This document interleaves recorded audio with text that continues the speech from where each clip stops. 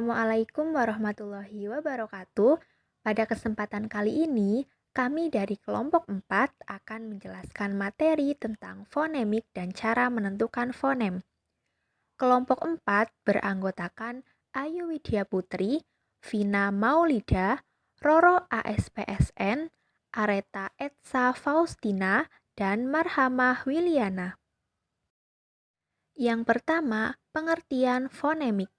Menurut Verhaar, fonemik adalah bidang khusus dalam linguistik yang mengamati bunyi-bunyi suatu bahasa tertentu menurut fungsinya untuk membedakan leksikal dalam bahasa. Menurut Harimurti Kridalaksana, fonemik adalah penyelidikan mengenai sistem fonem dan prosedur untuk menentukan fonem suatu bahasa. Perbedaan dan persamaan antara fonetik dan fonemik. Perbedaan fonetik dan fonemik adalah fonetik menyelidiki bunyi-bunyi bahasa dari aspek hakikatnya, sedangkan fonemik menyelidiki bunyi-bunyi bahasa dari aspek fungsinya sebagai pembeda arti. Lalu untuk persamaan fonetik dan fonemik adalah yang pertama, fonetik dan fonemik merupakan cabang ilmu bunyi. Yang kedua, objek yang diselidiki oleh fonetik dan fonemik adalah bunyi bahasa. Fonem dan grafem. Fonem adalah satuan terkecil dari ciri-ciri bunyi bahasa yang membedakan arti. Contohnya pada kata pagi dan kata bagi. Kita tahu bahwa bunyi P dan bunyi B membedakan kedua kata tersebut. Fonem ditulis di antara tanda garis miring. Jika dua bunyi bahasa secara fonetik mirip, tetapi tidak membedakan arti, maka kedua bunyi itu disebut alofon dari suatu fonem yang sama. Contohnya, bunyi P pada kata pagi diucapkan tidak sama dengan bunyi P pada kata siap. Karena P pada kata siap diucapkan dengan kedua bibir tertutup. Sedangkan pada kata pagi, bunyi P ini harus dilepas untuk bergabung dengan bunyi A. Perbedaan pelafalan itu tidak menimbulkan perbedaan arti. Fonem harus dibedakan dari grafem. Fonem merujuk ke bunyi bahasa, sedangkan grafem adalah pelambang fonem yang berbentuk huruf. Tidak mustahil bahwa keduanya kelihatannya tidak mempunyai perbedaan. Kata pagi misalnya terdiri atas 4 grafem atau huruf P, A, G, I, dan kebetulan terdiri atas 4 fonem pula, yakni P, A, G, I. Kemudian cara menentukan fonem. Untuk mengetahui apakah sebuah bunyi fonem atau bukan, kita harus mencari sebuah satuan bahasa, biasanya sebuah kata yang mengandung bunyi tersebut, lalu membandingkannya dengan satuan bahasa yang mirip dengan satuan bahasa yang pertama.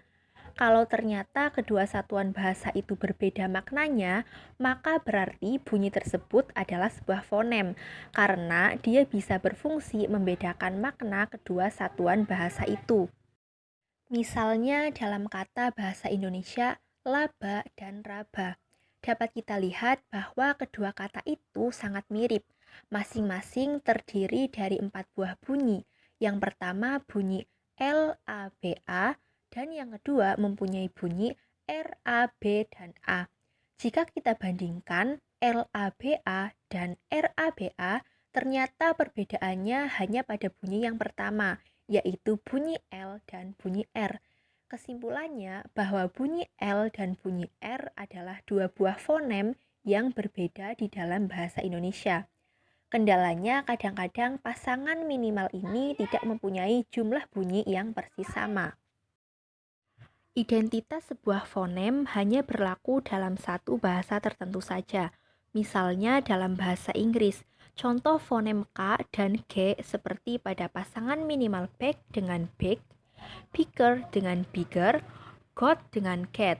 Dalam bahasa Inggris, beban fungsional fonem L dengan R juga tampaknya tinggi, sebab banyak pasangan minimal kita dapati seperti lawan dengan rawan, bala dengan bara, para dengan pala, sangkal dengan sangkar, bantal dengan bantar. Bunyi T dengan TH dalam bahasa Inggris bukan dua fonem yang berbeda, tetapi dua bunyi dari fonem yang sama, yaitu fonem T. Menentukan fonem dengan memperhatikan distribusi komplementer dan bebas. Yang pertama, distribusi komplementer. Distribusi komplementer adalah distribusi yang tempatnya tidak bisa dipertukarkan, juga tidak akan menimbulkan perbedaan makna. Sifatnya tetap pada lingkungan tertentu. Contohnya, fonem P di dalam bahasa Inggris ada 3. 1. Pace yang beraspirasi. 2. Space yang tidak beraspirasi. 3. Map yang tidak diletupkan. Yang kedua, distribusi bebas. Distribusi bebas bahwa alofon itu boleh digunakan tanpa persyaratan lingkungan bunyi. Dalam distribusi bebas ini ada operasi bunyi yang jelas merupakan dua buah fonem yang berbeda karena ada pasangan minimal tapi dalam pasangan lain ternyata hanya varian bebas seperti fonem A dan U. Contohnya kalung, kalong, lolos, lulus. Menentukan fonem dengan cara mengklasifikasikan bunyi pada fonetik, yakni perhatikan unsur suprasegmental, ada bunyi vokal dan konsonan.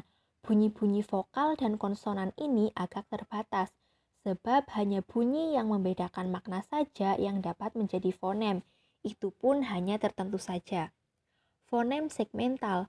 Fonem segmental yaitu fonem yang berupa bunyi yang didapat sebagai hasil segmentasi terhadap ujaran arus ujaran. Fonem suprasegmental. Fonem suprasegmental yaitu fonem yang berupa unsur-unsur suprasegmental atau fonem non-segmental. Jadi pada fonemik ciri prosodi seperti tekanan, durasi atau ritme lamanya waktu, nada, bersifat fungsional atau dapat membedakan makna. Contoh dalam bahasa Batak, kata tuhu dengan tekanan pada suku pertama artinya batu. Tuhu dengan tekanan pada suku kedua berarti ketul.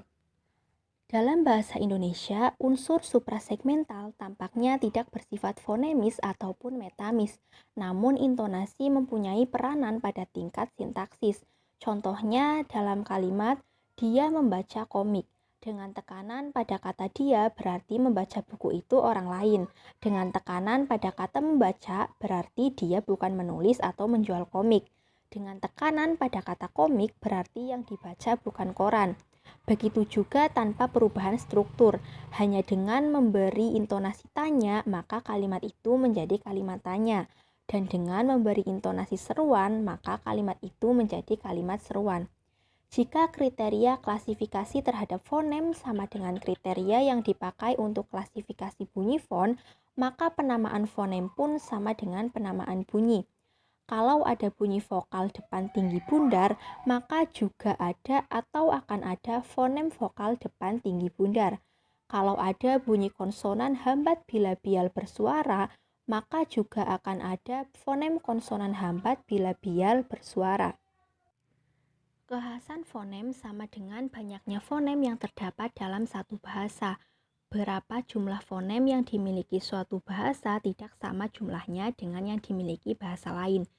Jumlah fonem bahasa Inggris ada 24 buah, yaitu 6 fonem vokal A, I, U, E, O, 18 fonem konsonan, ada juga yang menghitung 28 dengan menambah 4 fonem asing, yaitu T, Z, F, X. Ada 31 buah ditambah 3 buah fonem diftong, AU, I, OI. Ada pula yang menambahkan karena hanya menganggapnya sebagai alofon dari fonem lain, yaitu fonem K. Ucapan sebuah fonem dapat berbeda-beda, sebab sangat tergantung pada lingkungan atau pada fonem-fonem lain yang berada di sekitarnya. Perlu diingat, perubahan yang terjadi pada kasus fonem O bahasa Indonesia itu bersifat fonetis bukan fonemis, tidak mengubah fonem O itu menjadi fonem lain. Dalam beberapa kasus lain dalam bahasa-bahasa tertentu ada dijumpai perubahan fonem yang mengubah identitas fonem itu menjadi fonem yang lain. Cara menentukan fonem menurut buku analisis bahasa atau fonologi. 1. Pasangan minimal dan beban fungsional. Perbedaan minimal biasanya selalu terdapat dalam kata sebagai konstituen, yaitu suatu bagian ujaran. Misalnya lupa dan rupa merupakan kata yang jelas berbeda sebagai kata. Dari sudut bunyi, perbedaan tersebut terdapat dalam perbedaan satu bunyi saja dalam masing-masing kata itu, yaitu L dan R. Maka kedua fonem itu dalam bahasa Indonesia berbeda secara fungsional dalam arti tadi. Dengan kata lain, fonem L dan R merupakan fonem-fonem yang berbeda dalam bahasa Indonesia. Pasangan minimal yaitu seperangkat kata yang sama kecuali dalam hal satu bunyi saja. 2. Penafsiran ekafonem dan penafsiran duifonem. Kedua macam penafsiran dalam fonologi masing-masing disebut penafsiran ekafonem atau monophonematic interpretation dan penafsiran duifonem, biphonematic interpretation. Jika kita andaikan bunyi D harus ditafsirkan sebagai satu fonem. Sebaliknya, bila penafsiran ekafonem diberikan kepada DJ, ada lagi dengan TF menarik perhatian. Dalam hal TF, duifonemlah yang paling tepat karena beban fungsionalnya dari oposisi T, I sangat tinggi. Share atau tear, sip atau tip, fish atau feed, F tersendiri juga amat sering kita jumpai bila TF harus ditafsirkan sebagai dua fonem. 3. Dengan memperhatikan variasi alofonemis. Fonem merupakan suatu wujud yang agak abstrak karena secara konkret kita selalu mengucapkan salah satu anggota dari fonem yang bersangkutan. Misalnya pada kata butter, bunyi T itu diucapkan dengan letupan samping, lain lagi bunyi T sesudah bunyi B. Alofon merupakan salah satu wujud konkret mengucapkan sesuatu fonem, bahwa di antara alofon-alofon dari satu fonem, kita tidak bisa mengucapkan salah satu semaunya, yang mana di antara alofon yang harus dipakai tergantung dari bunyi apa yang berdekatan pada fonem.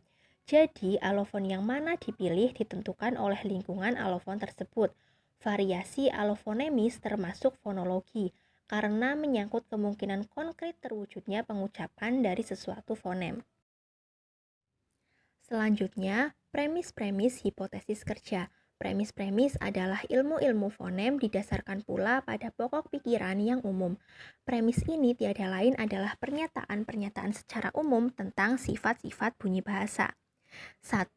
Bunyi bahasa mempunyai kecenderungan untuk dipengaruhi oleh lingkungannya. Kelompok-kelompoknya MP, NT, MB, ND, dan lain-lain. Hampir tidak ada kelompok MG, MK, NP, NB, NT, dan ND. 2. Sifat bunyi mempunyai kecenderungan bersifat simetris. Dalam bahasa Indonesia terdapat sepasang hambatan P, T, C, K, B, D, J, G, dan nasal M, N. Perlu diketahui bahwa ada juga sistem fonem bahasa yang tidak seluruhnya simetris, dan jika hal semacam itu terdapat, biasanya ada pula keterangan mengapa terjadi kesimetrisan demikian itu. Premis di atas itu dipakai dalam menentukan fonem-fonem atau sistem suatu bahasa. Pernyataan umum yang dipakai sebagai hipotesis kerja yaitu 1. Bunyi-bunyi bahasa yang secara fonetis mirip harus digolongkan ke dalam kelas bunyi atau fonem yang berbeda, apalagi terdapat pertentangan di dalam lingkungan yang sama mirip. Contohnya, paran dan baran, tiri dan diri, dan sebagainya. Fonem-fonem yang berkelainan yaitu P dan B, T dan D, C dan J dan G. Vokoid-vokoid yang lebih rendah disebabkan oleh kontoid-kontoid yang mengikutinya. Contohnya I dan U. Semacam ini dapat ditafsirkan dua macam, yaitu pertama adanya perbedaan I dan I, U dan U. 2. Bunyi-bunyi yang mirip terdapat di dalam distribusi yang komplementer harus dimasukkan fonem yang sama. Ada kalanya distribusi komplementer itu hanyalah sebagian saja, yaitu umpamanya pada bunyi K dan E. Yang pertama pada awal, tengah, dan akhir kata, sedangkan yang kedua pada tengah dan akhir, sehingga tidak komplementer sepenuhnya, melainkan sebagian saja. Dalam keadaan begini, biasanya distribusi semacam itu dianggap tidak komplementer. Demikian penjelasan materi dari kelompok kami. Terima kasih dan mohon maaf apabila banyak kesalahan. Wassalamualaikum warahmatullahi wabarakatuh.